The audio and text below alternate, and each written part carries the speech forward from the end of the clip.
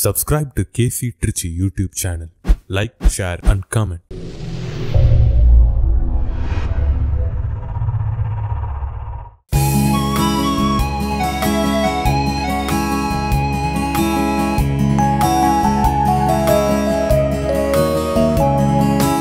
உன்னிதய வாசல் தேடி வருகிறேன், என் இதயம் உறைய என்னில் வருமே. உன்னிதய வாசல் தேடி வருகிறேன், என் இதயம் உறைய என்னில் வருமே.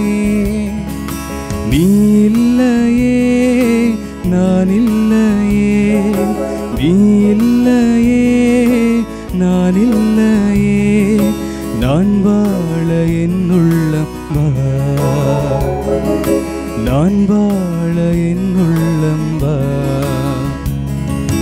உன்னிதய வாசல் தேடி வருகிறேன், என் இதயம் உறைய என்னில் வாருமே.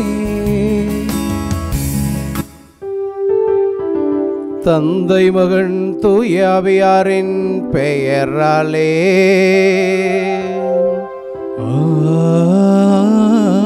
ஆமென். நம் ஆண்டவராகிய இயேசு கிறிஸ்துவின் அருளும் கடவுளின் அன்பு தூய ஆவியானவரின் நட்புறவும் உங்கள் அனைவரோடும் இருப்பதாக. உம் ஆன்மாவோடும் இருப்பதாக. கிறிஸ்து இயேசுவில் பிரியமான சகோதர சகோதரிகளே, அன்பான பிள்ளைகளே, உங்கள் அனைவருக்கும் இயேசுவின் நாமத்தில் என்னுடைய இனிமையான வணக்கங்களை கூறிக்கொள்கிறேன். 3 வாரங்களை கடந்து 4வது பாஸ்கா வாரத்திலே நாம் அடியெடுத்து வைத்திருக்கிறோம். ஆண்டவருடைய உயிர்ப்பு அனுபவத்தை பெறுகிற பிள்ளைகள் அனைவருமே தங்களுடைய இருள் வாழ்விலிருந்து சாட்சிய வாழ்வுக்கு சான்று பகரக்கூடிய பிள்ளைகளாக மாறிப்போய் கொண்டிருக்கிறதை நாம் வாசகங்களிலே கேட்கிறோம். நீங்களும் நானும் அந்த உயிர்த்த ஆண்டவர் இயேசுனுடைய சாட்சிகளாக இந்த உலகத்திலே வாழ்கிறோம்.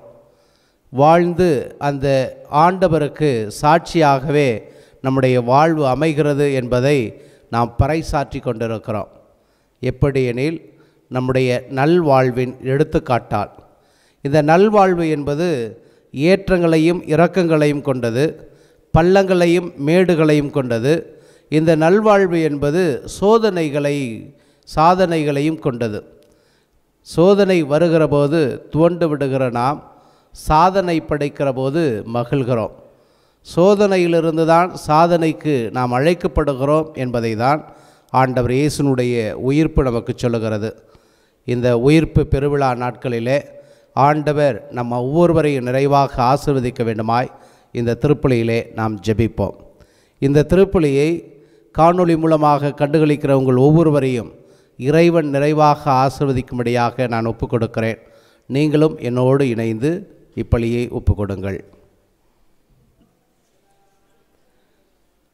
அன்புமிக்க சகோதர சகோதரிகளே, தூய மறைநிகழ்வுகளை கொண்டாட நாம் தகுதி பெறும் பொருட்டு நாம் பாவங்களை ஏற்றுக்கொள்வோம். எல்லாம் வல்ல இறைவனிடமும் சகோதர சகோதரிகளே, உங்களிடமும் நான் பாவியனை ஏற்றுக்கொள்கிறேன். ஏனெனில் என் சிந்தனையாலும் சொல்லாலும் செயலாலும் கடமையில் தவறியதாலும் பாவங்கள் பல செய்தேன். என் பாவமே என் பாவமே என் பெரும் பாவமே. ஆகையால் எப்பொழுதும் கன்னியான தூய மரியாளையும் வானதூதர் புனிதர் அனைவரையும் சகோதர சகோதரிகளை உங்களையும் நம் இறைவனாகிய ஆண்டவரிடம் எனக்காக வேண்டிக்கொள்ள மன்றாடுகிறேன். எல்லாம் வல்ல இறைவன் நம் மீது இரக்கம் வைத்து நம் பாவங்களை மன்னித்து நம்மை நிலையான வாழ்வுக்கு அழைத்து செல்வாராக. ஆமென். என் பிதாவே என்னை மன்னியும், என் பிதாவே என்னை மன்னியும். இயேசுவே என்னை இரட்சியும், இயேசுவே என்னை இரட்சியும்.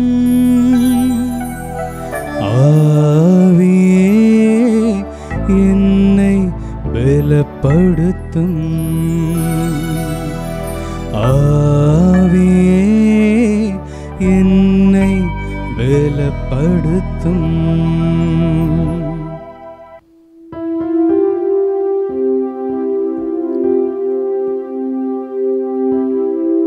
மன்றாடுவோமாக. இறைவா, பேறு பெற்றோரின் முழுமையும் ஒளியும் நீரே. பாஸ்கா மர நிகழ்வுகளை உலக நாங்கள் கொண்டாட அருள் கூர்ந்தே இவ்வாறு உமது அருளின் முழுமையை நாங்கள் என்றென்றும் கொண்டாடி மகிழ்வுற செய்தருள்வீராக. உம்மோடும் தூய ஆவியோடும் இணைந்து ஆட்சி செய்கின்ற எங்கள் ஆண்டவராகிய கிறிஸ்து வழியாக உம்மை மன்றாடுகின்றோம்.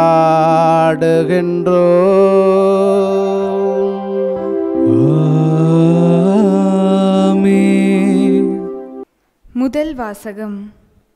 வாழ்வுக்கு வழியான மனமாற்றத்தை பிற இனத்தவருக்கும் கடவுள் கொடுத்தார். திருத்தூதர் பணிகள் நூலிலிருந்து வாசகம். அதிகாரம் 11, இறைத்திரு வார்த்தைகள் 1 முதல் 18 முடிய. அந்நாட்களில் பிற இனத்தவரும் கடவுளின் வார்த்தையை ஏற்றுக்கொண்டதை பற்றி திருத்தூதர்களும் யூதேயாவில் உள்ள சகோதரர் சகோதரிகளும் கேள்விப்பட்டார்கள். பேதுரு எருசலேமுக்கு திரும்பி வந்தபோது விருத்த சேதனம் செய்து கொண்டவர்கள் அவரோடு வாதிட்டனர். நீர் ஏன் விருத்த சேதனம் செய்து கொள்ளாதோரிடம் சென்று அவர்களுடன் உணவு உண்டீர் என்று குறை கூறினர். பேதுரு நடந்தவற்றை ஒன்றன் பின் ஒன்றாக விளக்கி கூறத் தொடங்கினார். நான் யோப்பா நகரில் இறைவனிடம் வேண்டிக் கொண்டிருந்தபோது மெய்மறந்த நிலையில் ஒரு காட்சி கண்டேன். பெரிய கப்பற்பாயை போன்ற ஒரு விரிப்பு 4 முனைகளிலும் கட்டப்பட்டு வானத்திலிருந்து இறக்கப்பட்டு என்னிடம் வந்தது. அதை நான் கவனமாக நோக்கியபோது தரையில் நடப்பன, ஊர்வன, வானில் பரப்பன, காட்டு விலங்குகள் ஆகியவற்றை கண்டேன். பேதுரு, எழுந்திடு, இவற்றை கொன்று சாப்பிடு என்னும் ஒரு குரல் ஒலிப்பதையும் கேட்டேன். அதற்கு நான், வேண்டவே வேண்டாம் ஆண்டவரே, தீட்டானதும் தூய்மையற்றதுமான எதுவும் ஒருபோதும் என் வாய்க்குள் சென்றதில்லையே என்றேன். 2ஆம் முறையும் வானிலிருந்து மறுமொழியாக, தூய்மையானது என கடவுள் கருதுவதை தீட்டாக கருதாதே என்று அக்குரல் ஒலித்தது. இப்படி 3 முறை நடந்த பின் யாவும் வானத்துக்கு மீண்டும் எடுத்துக்கொள்ளப்பட்டன. அந்நேரத்தில் செசரியாவிலிருந்து என்னிடம் அனுப்பப்பட்ட 3 நான் தங்கியிருந்த வீட்டின் முன் வந்து நின்றனர். தூய ஆவியார் என்னிடம், தயக்கமேதுமின்றி அவர்களோடு செல் என்று கூறினார். உடனே நானும் இந்த 6 சகோதரர்களுமாக அந்த மனிதர் வீட்டுக்கு சென்றோம். அவர் தம் வீட்டில் வானதூதர் வந்து நின்றதை கண்டதாகவும், அத்தூதர் பேதுரு என்னும் பெயர் கொண்ட சீமோனை வரவழையும், நீரும் வீட்டார் அனைவரும் மீட்பு பெறுவதற்கான வார்த்தைகளை அவர் உம்மோடு பேசுவார் என்று தமக்கு கூறியதாகவும் எங்களுக்கு அறிவித்தார். நான் பேசத் தொடங்கியதும் தூய ஆவி முதலில் நம்மீது இறங்கி வந்தது போல் அவர்கள் மீதும் இறங்கி வந்தது. அப்போது யோவான் தண்ணீரால் திருமுழுக்கு கொடுத்தார். ஆனால் நீங்கள் தூய ஆவியால் திருமுழுக்கு பெறுவீர்கள் என்ற ஆண்டவரின் வார்த்தைகளை நான் நினைவு கூர்ந்தேன். இப்போதும் ஆண்டவராகிய இயேசு கிறிஸ்துவின் மீது நம்பிக்கை கொண்டபோது நமக்கு அருளப்பட்ட அதே கொடையை கடவுள் அவர்களுக்கும் கொடுத்தார் என்றால் கடவுளை தடுக்க நான் யார் என்றார். இவற்றை கேட்டு அவர்கள் அமைதியடைந்தனர். வாழ்வுக்கு வழியான மனமாற்றத்தை பிற இனத்தவருக்கும் கடவுள் கொடுத்தார் என்று கூறி அவரை போற்றி புகழ்ந்தார்கள். ஆண்டவரின் அருள்வாக்கு. இறைவனுக்கு நன்றி.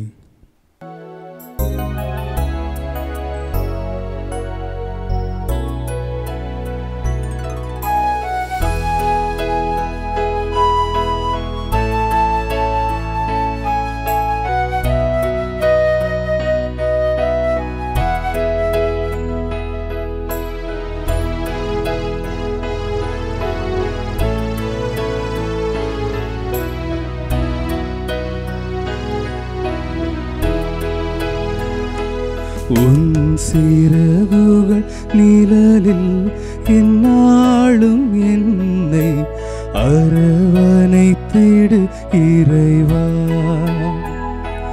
உன் சிறகுகள் நிழலில் எந்நாளும் என்னை அரவணைத்திடு இறைவா. அந்த இருளிலும் ஒளி சுடரும் விண்தனலிலும் மனம் குளிரும். அந்த இருளிலும் ஒளி சுடரும் விண்தனலிலும் மனம் குளிரும்.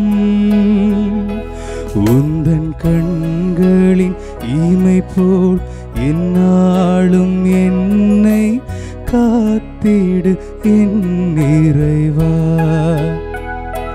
உந்தன் கண்களின் இமை போல் எந்நாளும் என்னை காத்திடு என் இறைவா. உந்தன் சிறகுகள் நிழலில் எந்நாளும் என்னை அரவணைத்திடு இறைவா.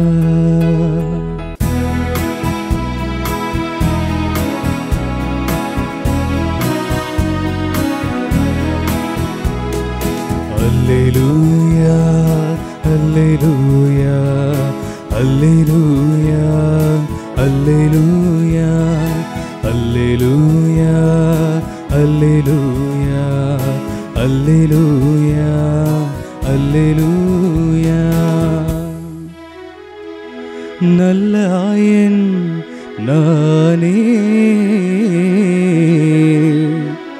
நானும் என் ஆடுகளை அறிந்திருக்கிறேன், என் ஆடுகளும் என்னை அறிந்திருக்கின்றன என்கிறார் ஆண்டவர். அல்லேலூயா அல்லேலூயா அல்லேலூயா அல்லேலூயா அல்லேலூயா. ஆண்டவர் இயேசு உங்களோடு இருப்பாராக. உம் ஆன்மாவோடும் இருப்பாராக. யோவான் எழுதிய நற்செய்தியிலிருந்து வாசகம். ஆண்டவரே மாட்சி உமக்கே. யோவான் நற்செய்தி அதிகாரம் 10 இறை வார்த்தைகள் 1 தொடங்கி 10 முடிய. அக்காலத்தில் இயேசு கூறியது, உறுதியாக உங்களுக்கு சொல்லுகிறேன், ஆட்டுக்கொட்டிலில் வாயில் வழியாக நுழையாமல் வேறு வழியாக ஏறி குதிப்போர் திருடர் அல்லது கொள்ளையராயிருப்பர். வாயில் வழியாக நுழைபவர் ஆடுகளின் ஆயர். அவருக்கே காவலர் வாயிலை திறந்து விடுவர். ஆடுகளும் அவரது குரலுக்கே செவி சாய்க்கும். அவர் தம்முடைய சொந்த ஆடுகளை பெயர் சொல்லி கூப்பிட்டு வெளியே கூட்டிச் செல்வார். தம்முடைய சொந்த ஆடுகள் அனைத்தையும் வெளியே ஓட்டி வந்தபின் அவர் அவற்றிற்கு முன் செல்வார். ஆடுகளும் அவரை பின்தொடரும். ஏனெனில் அவரது குரல் அவற்றுக்கு தெரியும். அறியாத ஒருவரை அவை பின்தொடரா. அவரை விட்டு அவை ஓடிப்போகும். ஏனெனில் அவரது குரல் அவற்றுக்கு தெரியாது. இயேசு அவர்களிடம் உவமையாக இவ்வாறு சொன்னார். ஆனால் அவர் சொன்னதை அவர்கள் புரிந்து கொள்ளவில்லை. மீண்டும் இயேசு கூறியது, உறுதியாக உங்களுக்கு சொல்லுகிறேன், ஆடுகளுக்கு வாயில் நானே. எனக்கு முன் வந்தவர் அனைவரும் திருடரும் கொள்ளையருமே. அவர்களுக்கு ஆடுகள் செவி சாய்க்கவில்லை. நானே வாயில். என் வழியாக நுழைவோருக்கு ஆபத்து இல்லை. அவர்கள் உள்ளே போவர், வெளியே வருவர், மேய்ச்சல் நிலத்தை கண்டுகொள்வர். திருடுவதற்கும் கொள்வதற்கும் அழிப்பதற்கும் மட்டுமன்றி திருடர் வேறு எதற்கும் வருவதில்லை. ஆனால் நான் ஆடுகள் வாழ்வை பெறும் பொருட்டு அதுவும் நிறைவாக பெரும்பொருட்டு வந்துள்ளேன். ஆண்டவரின் அருள்வாக்கு. கிறிஸ்துவே உமக்கு புகழ். கிறிஸ்து பிரியமான சகோதர சகோதரிகளே, மனித சமூகத்துக்கு ஒரு ஆசை. என்ன ஆசை என்று பார்க்கிற போது, இந்த சமூகத்திலே வாழ்கிற அனைவருமே சமநிலை பெற வேண்டும் என்ற ஆசை. சமநிலை பெற வேண்டும் என்ற ஆசையில் வாழ்கிற நமக்கு இது ஒரு சவாலாகவே இருக்கிறது என்பதை தான் நாம் இன்ற காலங்களிலே சிந்தித்து கொண்டிருக்கிறோம். சமநிலையை கொணர்வதற்கு வரலாறு மிகவும் முக்கியமாக இருக்கிறது. அப்படி வரலாற்றை நீங்கள் புரட்டி பார்த்தீர்கள் என்றால், நமது இந்திய தேசம் மட்டுமே எடுத்துக்கொண்டோம் என்றாலும், இந்திய தேசமானது பல்வேறு ஆட்சியருடைய அடிமைத்தளத்துக்கு தன்னை உட்படுத்திய தேசமாக நாம் பார்க்கிறோம். படையெடுப்புகள் என்று நாம் வரலாற்றிலே படிக்கிறோம். அனைவருக்கும் பரவலாக அதிகமாக தெரிந்தது 2 ஆட்சியாளருடைய அடிமைத்தளத்திலே இந்தியா இருந்திருக்கிறது ஒன்று. ஏனென்றால் இந்த 2ம் லாங் பீரியட்ஸ், நிறைய வருடங்கள், பல வருடங்கள் இந்தியாவை ஆட்சி செய்திருக்கின்றன. ஒன்று முகலாய படையெடுப்பு. இது பல ஆண்டுகள், பல நூறு ஆண்டுகள் இந்த இந்தியாவை ஆட்சி செய்து கொண்டிருந்தார்கள் முகலாயர்கள் என்பதை வரலாற்றிலே நாம் பார்க்கிறோம். 2வது ஆங்கிலேய ஆட்சியினுடைய அடிமைத்தனம். 200 ஆண்டுகளுக்கு முன்பதாக 300 ஆண்டுகள் என்று சொல்லுகிறார்கள். 300 ஆண்டுகளாக இந்த இந்திய தேசம் அடிமையினுடைய தேசமாக இருந்திருக்கிறது. இந்த அடிமையினுடைய தேசம் என்று சொன்னாலே என்ன அர்த்தம் என்று பார்க்கிற போது, தங்களுடைய பண்பாட்டு கலாச்சார நாகரிகங்களை, பொருளாதார அமைப்பை, அரசியல் அமைப்பை தங்களாக முன்னிறுத்த முடியாது, மாறாக பணிக்கப்பட்டவையை பின்பற்ற வேண்டும் என்ற நிலைதான் இந்த அடிமை நிலை என்பது அனைவருக்கும் தெரியும். இதிலிருந்து விடுபடுகிற போது தான் நமக்கு உரிமைகள் பல கொடுக்கப்படுகின்றன. அதிலே தான் சமீப காலமாக நாம் கடந்து வந்திருக்கிற முதன்மையான உரிமையாக வாக்குரிமையை நாம் பார்க்கிறோம். இந்த வாக்குரிமையை ஒவ்வொரு குடிமகனும் பெற்றிருக்கிறான். ஆனால் அந்த வாக்கை கூட விலை கொடுத்து வாங்க முடியும் என்பதை செய்திகள் நிரூபணம் செய்கின்றன. அப்படி மனிதன் தன்னை எப்படி விற்கிறான் என்பதையும், ஒரு மனிதனை ஒரு சித்தாந்தமோ, ஒரு கட்சியோ, ஒரு ஆட்சியாளனோ, பிற மனிதனோ, கூட வாழ்கின்றவனோ பொருளாலோ பணத்தாலோ வார்த்தையாலோ எப்படி வாங்குகிறான் என்பதையும் கண்கூடாகவே பார்த்து அதனுடைய ரிசல்ட்டுக்காக நாம் காத்து கொண்டிருக்கிறோம் என்பதும் மறக்க முடியாத உண்மையாக இருக்கிறது.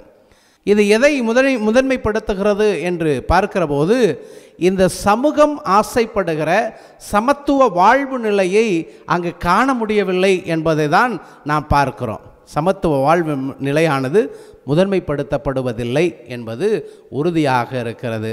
அப்படி தான் ஒவ்வொரு நிலையிலும் ஒவ்வொரு மனிதனுடைய வாழ்விலும் இருந்திருக்கிறது.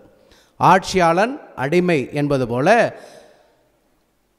நம்முடைய வாழ்வியல் கோட்பாடுகளே உயர்ந்தவன் தாழ்ந்தவன், பணக்காரன் ஏழை, படித்தவன் படிக்காதவன், உலகம் தெரிந்தவன் உலகம் தெரியாதவன், விவரம் தெரிந்தவன் விவரம் இல்லாதவன் என்று பல நிலைகளிலே பிரிவினை இருக்கிறது.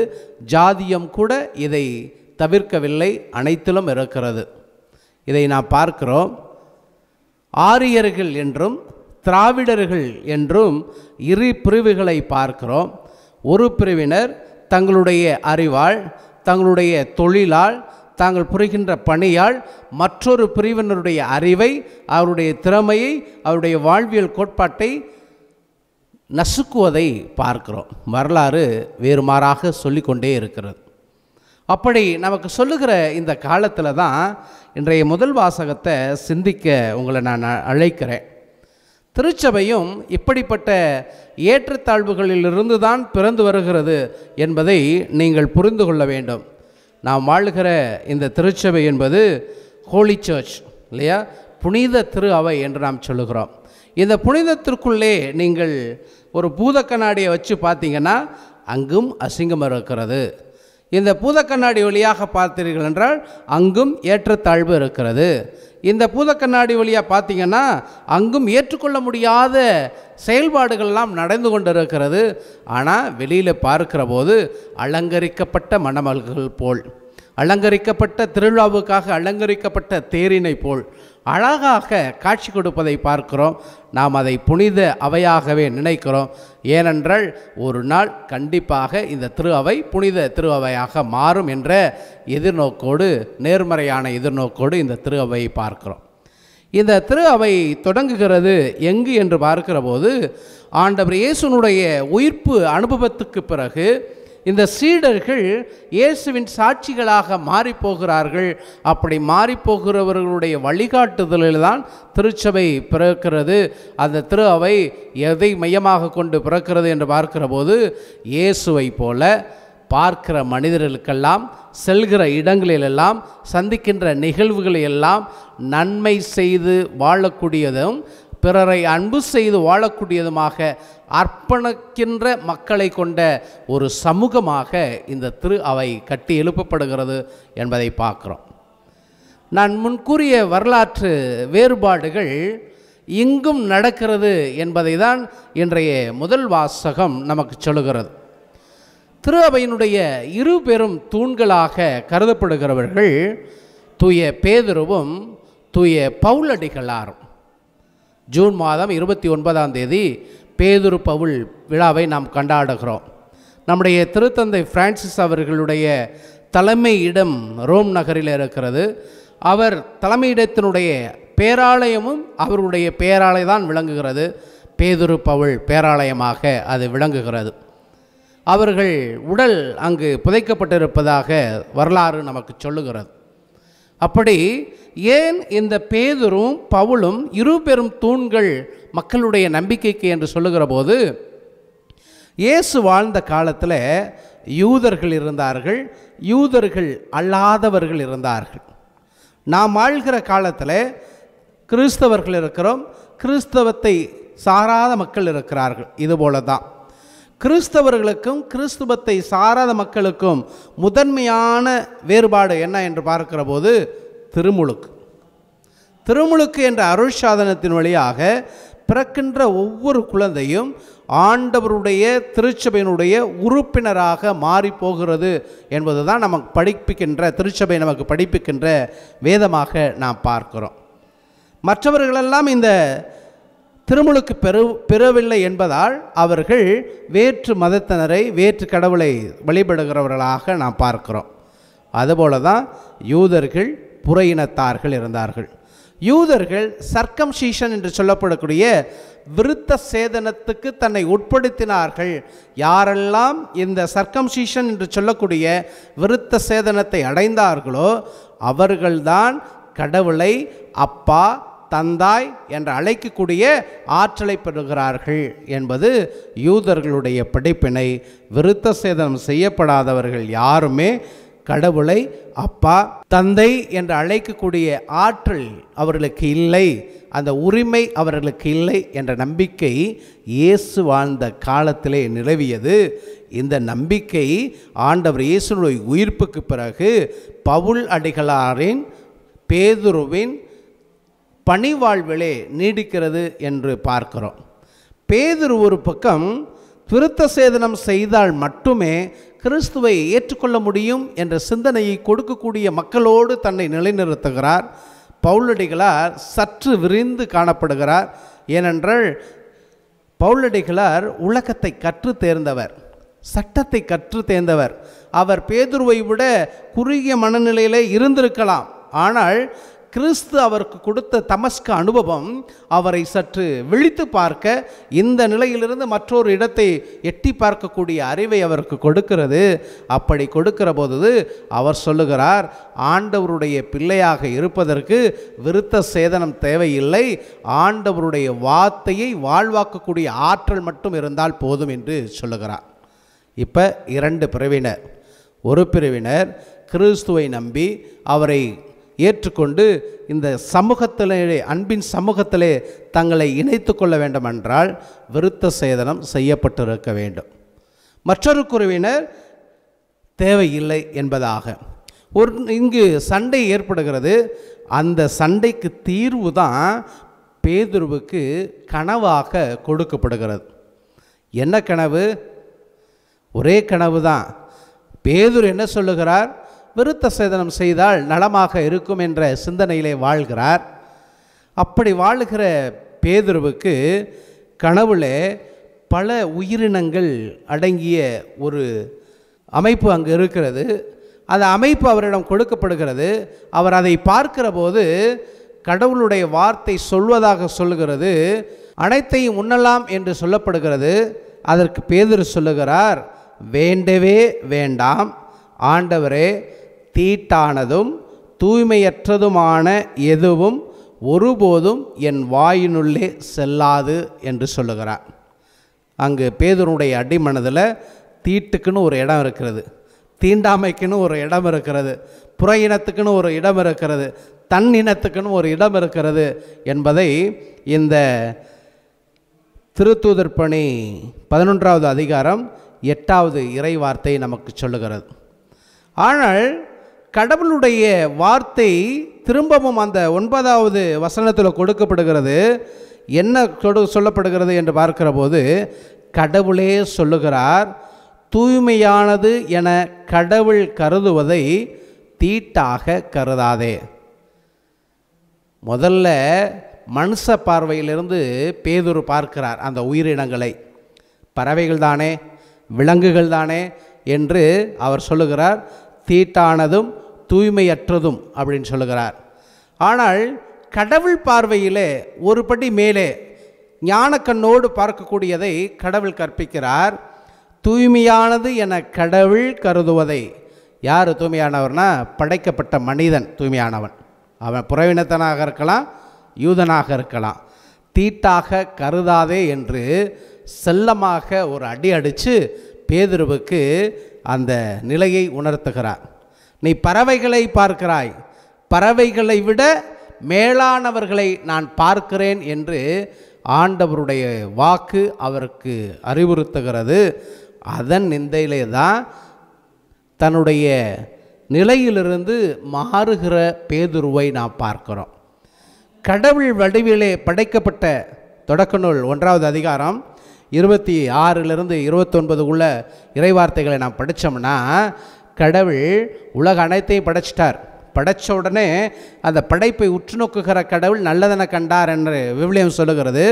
அந்த வேதத்தில் தான் 26லிருந்து 29 உள்ள சொல்லுகிறது.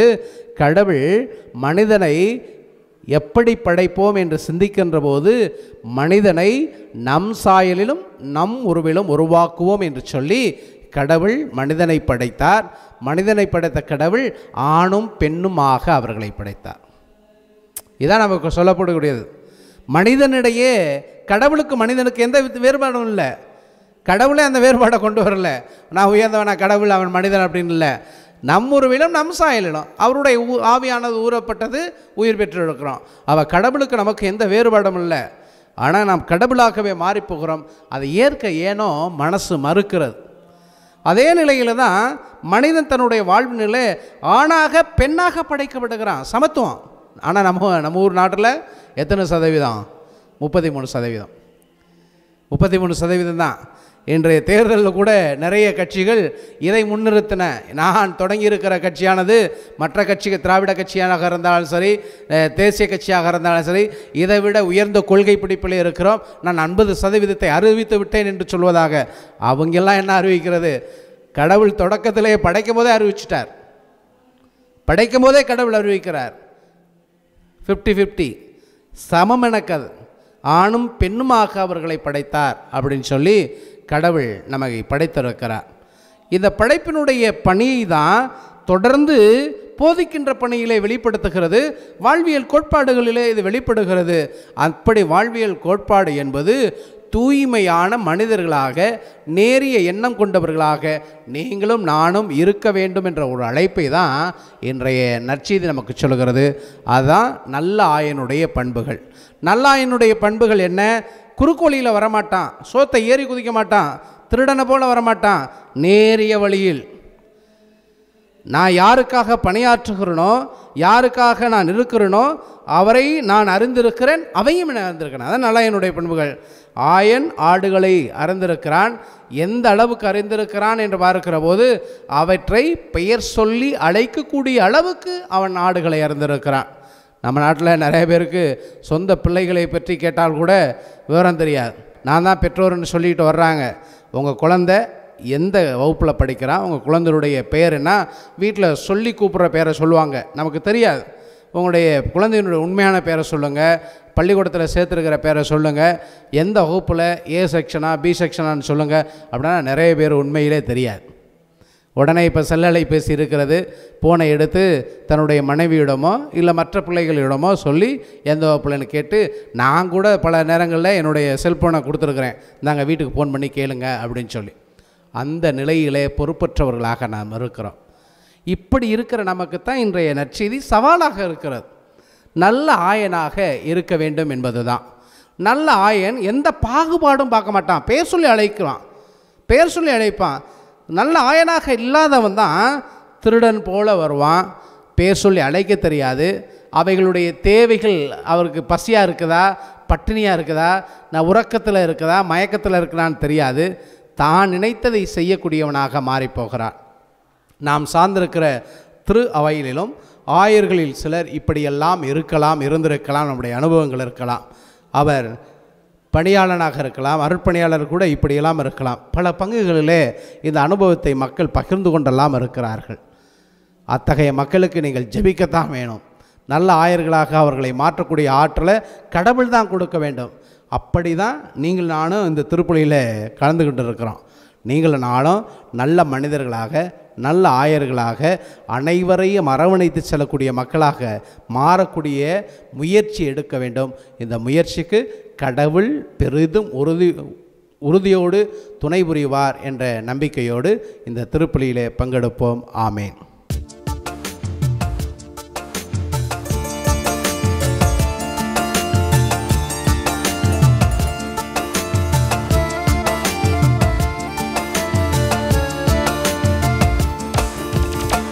அகிலம் படைத்த ஆண்டவனே அனைத்தையும் தருகின்றோம். ஆற்றல் நிறைந்த அகிலவனே அனைத்தையும் தருகின்றோம். அகிலம் படைத்த ஆண்டவனே அனைத்தையும் தருகின்றோம். ஆற்றல் நிறைந்த அகிலவனே அனைத்தையும் தருகின்றோம். தருவோம் தருவோம் தந்து கொண்டிருப்போம், இதயத்தின் துடிப்பு இருக்கும் வரை. தருவோம் தருவோம் தந்து கொண்டிருப்போம், இதயத்தின் துடிப்பு இருக்கும் வரை. அகிலம் படைத்த ஆண்டவனே அனைத்தையும் தருகின்றோம். ஆற்றல் நிறைந்த அகிலவனே அனைத்தையும் தருகின்றோம். அன்புமிக்க சகோதர சகோதரிகளே, உங்களுடையதும் என்னுடையதுமான இப்பலி எல்லாம் அல்ல தந்தையாகிய இறைவனுக்கு ஏற்றதாகும்படி ஜெபியுங்கள். ஆண்டவர் தம் பேரின் புகழ்ச்சிக்காகவும் மாட்சிக்காகவும் நமது நன்மைக்காகவும் புனித திரு அவை அனைத்து நலனுக்காகவும் உமது கையின்றி பலியை ஏற்றுக்கொள்வாராக.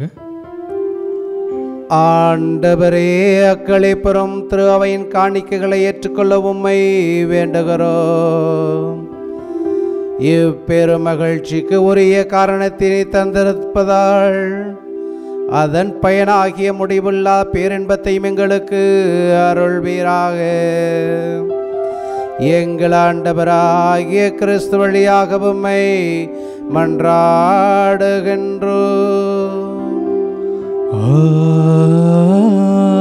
ஆமென். ஆண்டவர் உங்களோடு இருப்பாராக. உம் ஆன்மாவோடும் இருப்பாராக. இதயங்களை மேலே எழுப்புங்கள், ஆண்டவரிடம் எழுப்பியுள்ளோம். நம் இறைவனாகிய ஆண்டவருக்கு நன்றி கூறுவோம். அது தகுதியும் நீதியும் ஆனதே.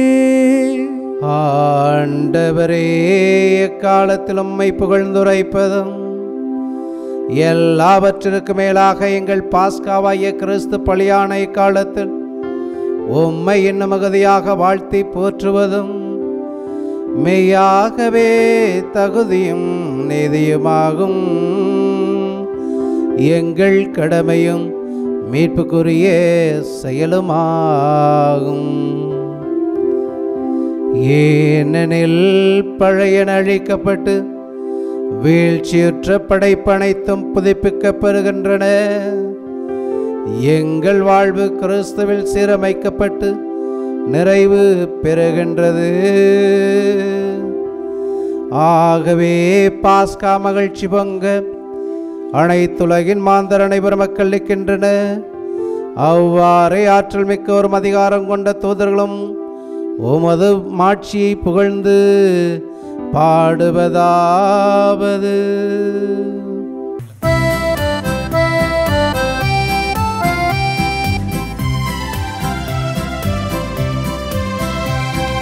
தூயவ தூயவ தூயவ வான்படைகளின் கடவுளாம் ஆண்டவர். விண்ணகமும் மன்னகமும் உமது மாட்சியா நிறைந்துள்ளன. உன்னதங்களிலே ஓசானா, உன்னதங்களிலே ஓசானா. ஆண்டவர் பெயரால் வருகிறவர் ஆசி பெற்றவர். உன்னதங்களிலே ஓசானா, உன்னதங்களிலே ஓசானா. ஆண்டவரே, நேர்மையாகவே தூயவர், தூய்மை அனைத்துக்கும் ஒற்று. ஆகவே உம்முடைய ஆவியை பொழிந்து இக்காணிக்கைகளை தூய்மைப்படுத்த உம்மை வேண்டுகிறோம். இவ்வாறு எங்கள் ஆண்டவர் இயேசு கிறிஸ்துவின் உடலும் இரத்தமுமாக எங்களுக்கு இவை மாறுபனவாக. அவர் பாடுபட மனமு வந்து தம்மை கையளித்த போது அப்பத்தை எடுத்து நன்றி செலுத்தி அதை பிட்டு தம் சீடருக்கு அளித்து அவர் கூறியதாவது: அனைவரும் இதிலிருந்து பெற்று உண்ணுங்கள், ஏனெனில் இது உங்களுக்காக கையளிக்கப்படும் என் உடல்.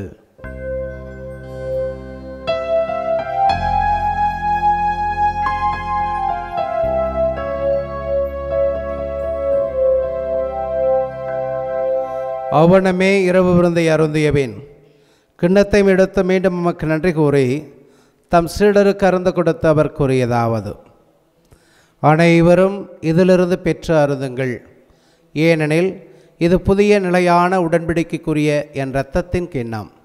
இது பாவ மன்னிப்புக்கென்று உங்களுக்காகவும் பலருக்காகவும் சிந்தப்படும். இதை என் நினைவாக செய்யுங்கள்.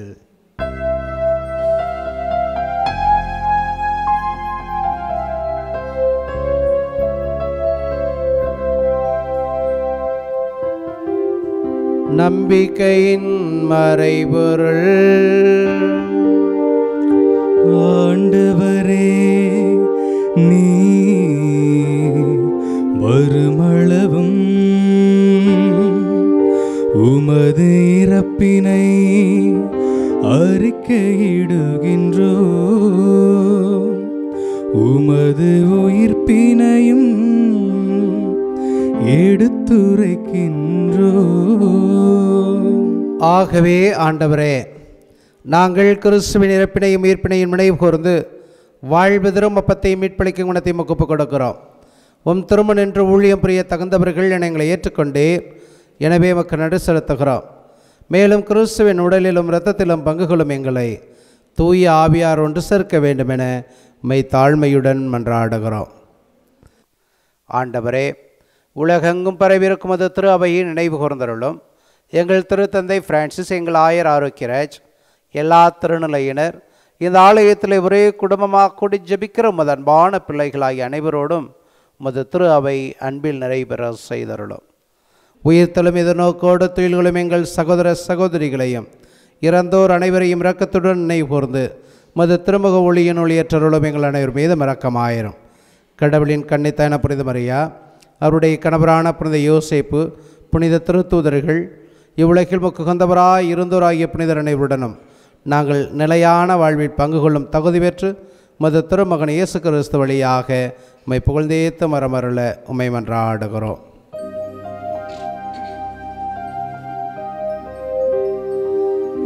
இவர் வழியாக இவரோடு இவரில் எல்லாம் வல்ல இறைவனாகிய தந்தையே,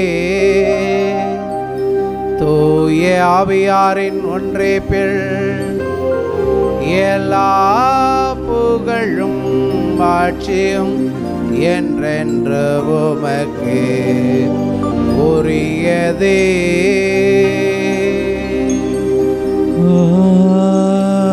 ஆமென், ஆமென், ஆமென்.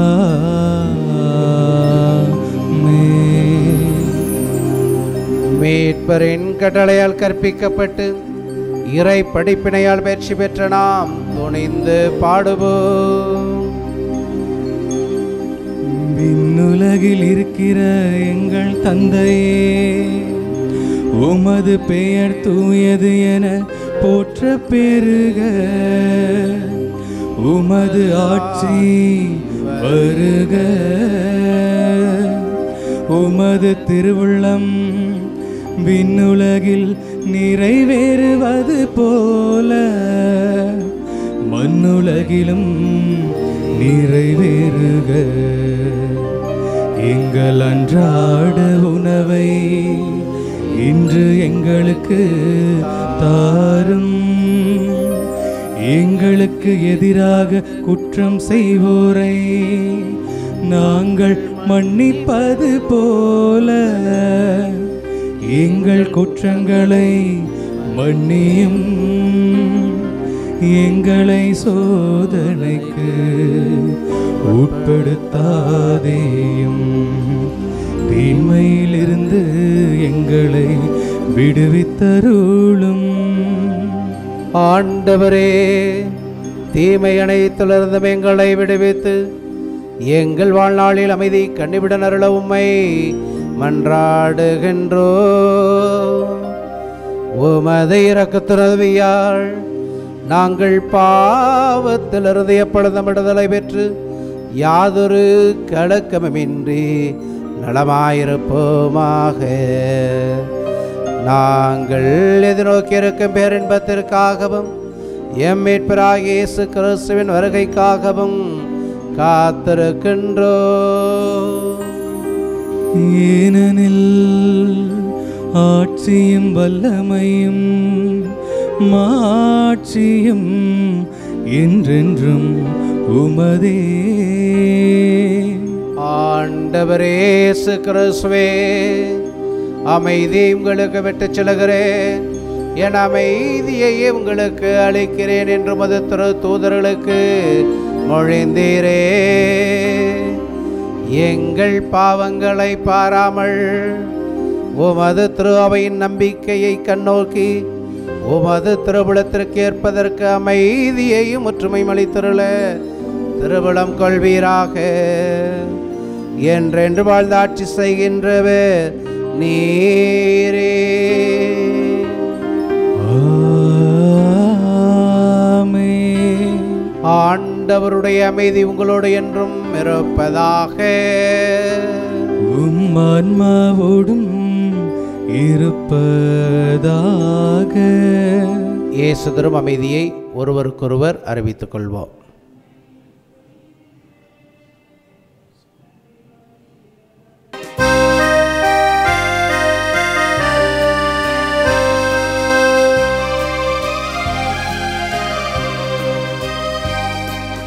உலகின் பாவம் போக்கும் இறைவனின் செம்மறியே, எம்மேல் இரக்கம் வையும்.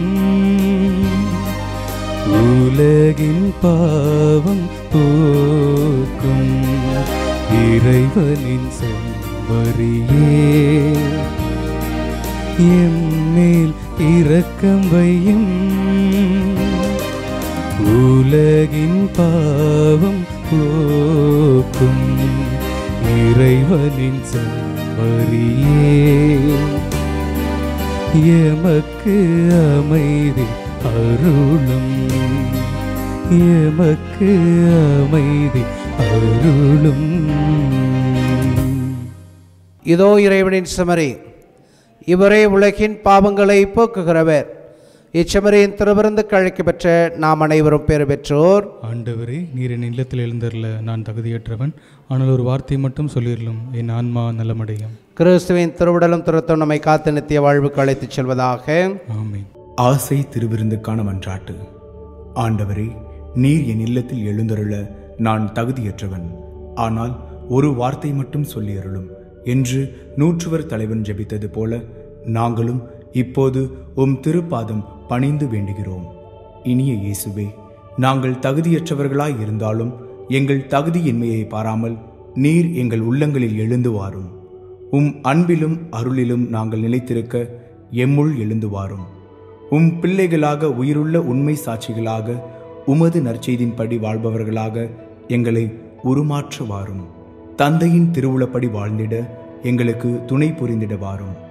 நன்மை செய்வதில் ஆர்வமுள்ளவர்களாய் தீமைகள் அனைத்திலிருந்தும் விடுதலை பெற்றவர்களாய் வாழவும் எங்களை வழிநடத்த வாரும்.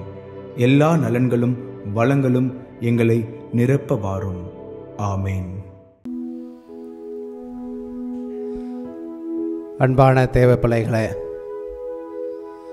சமூகமாக குடும்பமாக ஆண்டவரிடம் நம்மை ஒப்புக் கொடுக்கிற நேரமாக இதை நாம் பார்க்கிறோம். ஆண்டவர் தாமே நமது மத்தியில் இறங்கியிருக்கிறார். ஆண்டவரது இரக்கத்தால் பூவுலகு நிறைந்துள்ளது. ஆண்டவரது வாக்கினால் வானங்கள் நிலைப்படுத்தப்பட்டுள்ளன என்பதை திருப்பாடல் 32 நாம் வாசிக்கிறோம். அனைத்தையும் தமது வாக்கினால் நிலைநிறுத்திய இறைவன் உங்களையும் என்னையும் நிறுத்துவார் என்ற நம்பிக்கையோடு ஜெபிப்போம். தேவனுடைய பிள்ளைகளே, ஆண்டவருடைய கரத்தை நாம் பற்றி கொண்டிருக்கிற போது அவர் ஒருபோதும் நம்மை கைவிட மாட்டார் என்பதை நம்புவோம். ஆண்டவர் நம்மை ஆசீர்வதிக்கிறார். ஆசீர்வதிக்கிற இறைவன் ஒவ்வொரு நாளும் நம்மை வழிநடத்துகிறார் என்ற நம்பிக்கையோடு இந்த பாடலிலே இணைவோம்.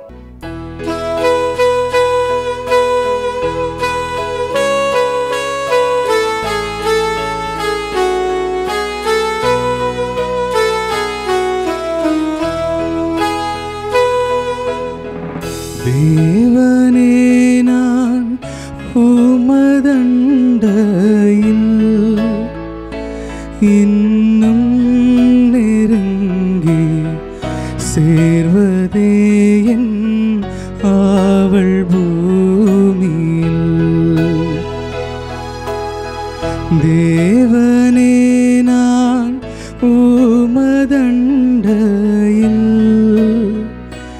இன்னும் நெருங்கி சேர்வதே என் ஆவல் பூமியில்.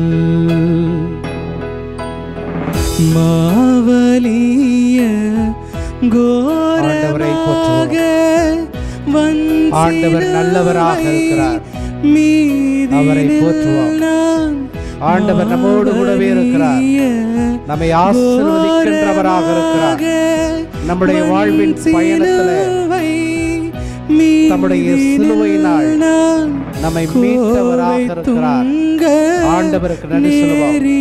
ஆண்டவரே நன்றி என்று சொல்லுவோம். இந்த நேரத்திற்காய் நன்றி சொல்லுவோம். இந்த நாளுக்காய் நன்றி சொல்லுவோம். ஆசீர்வாதத்திற்காய் நன்றி சொல்லுவோம் என்று சொல்லுவோம்.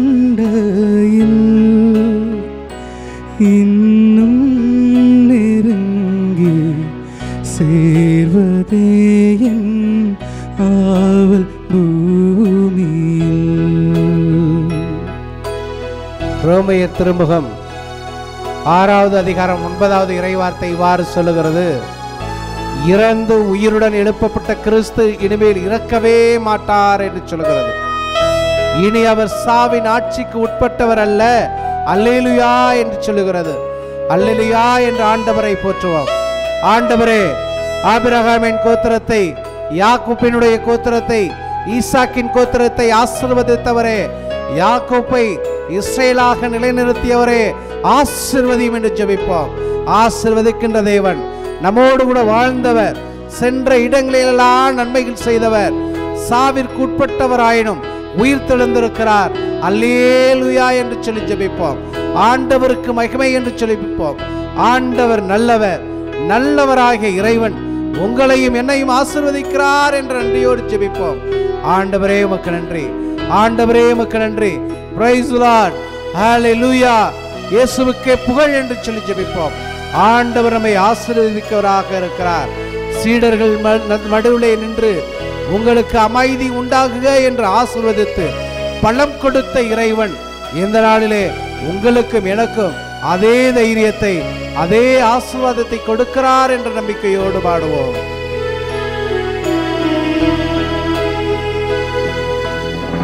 யாக்கோபை போல் போகும் பாதையில் பொழுது பட்டு ராவீருள் வந்து மூடிட.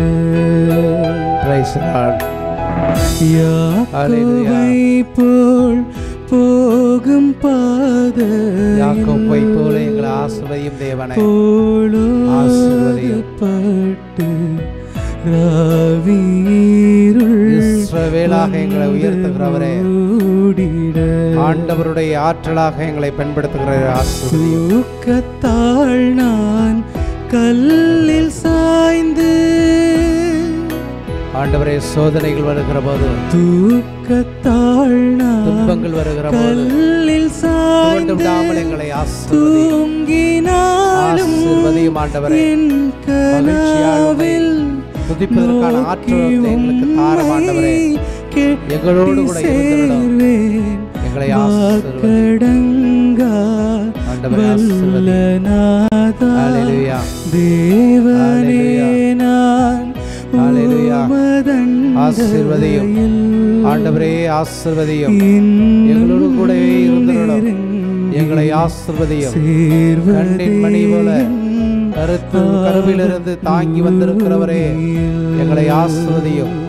உயிர்ப்பின் மேன்மையினால் எங்களை உயர்த்தும். உயிர்ப்பின் வல்லமையால் எங்களை மேன்மைப்படுத்தும்.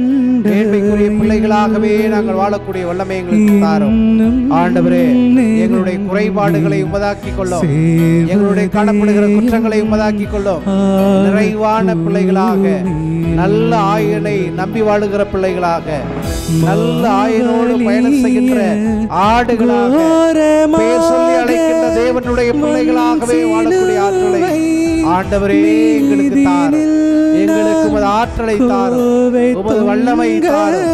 மோடு கூட நடைபெறுகிற ஆற்றலை எங்களுக்கு ஒவ்வொரு நாளும் தந்திருவீராக ஆண்டவரே. ஆசீர்வதியும், ஆசீர்வதியும் ஆண்டவரே, ஆசீர்வதியும். ஒப்பு கொடுக்கிறோம். ஆசீர்வதியும். கருணையோடு எங்களை வழிநடத்தும், பாசத்தோடு வழிநடத்தும். பெயர் சொல்லி எங்களை வழிநடத்தும் ஆண்டவரே. நீ பெயர் சொல்லி அடிக்கிற போது உமது பிள்ளைகளாகவே நாங்கள் இருப்போம். ஆசீர்வதியும், ஆசீர்வதியும், ஆசீர்வதியும். நன்றியோடு மன்றாடுவோமாக.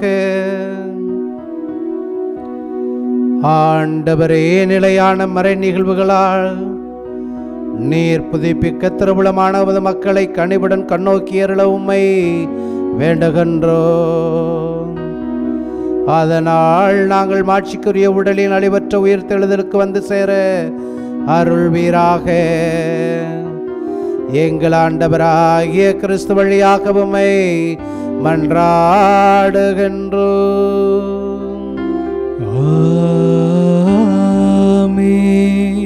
ஆண்டவர் உங்களோடு இருப்பாராக. உம் ஆன்மாவோடும் இருப்பாராக. எல்லாம் வல்ல இறைவன் தந்தை, மகன், தூய ஆவியார் நம் அனைவரையும் நிறைவாக ஆசீர்வதிப்பாராக. ஆமென். என்றும் மகிழ்வுடன் வாழ சென்று வாருங்கள், திருப்பலி முடிந்தது. அல்லேலூயா அல்லேலூயா. இறைவனுக்கு நன்றி. அல்லேலூயா அல்லேலூயா அல்லேலூயா.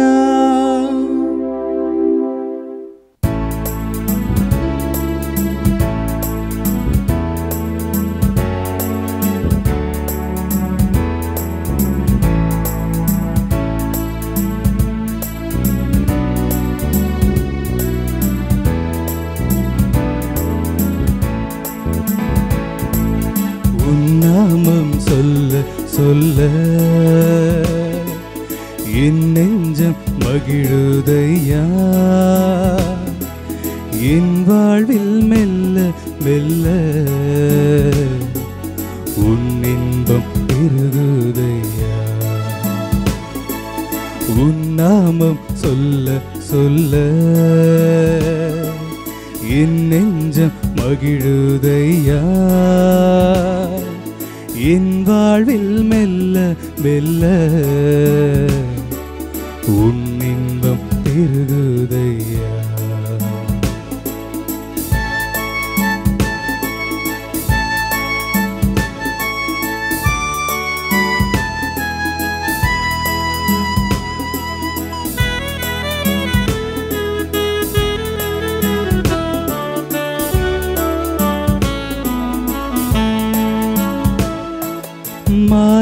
மாணிக்கத்தேரோடு காணிக்கை வந்தாலும் உனக்கது ஈடாகுமா.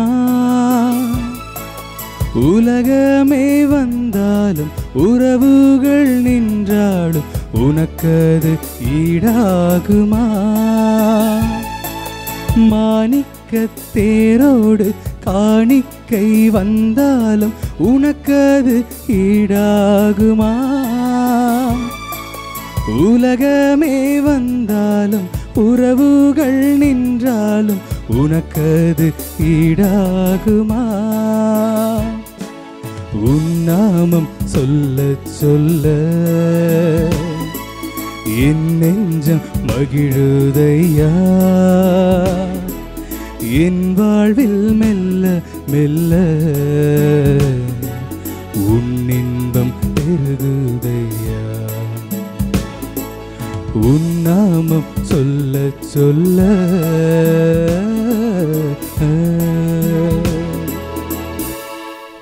தந்தை மகன் தூயாவின் பெயராலே ஆமென். Subscribe to KC Trichy YouTube channel. Like, share and comment.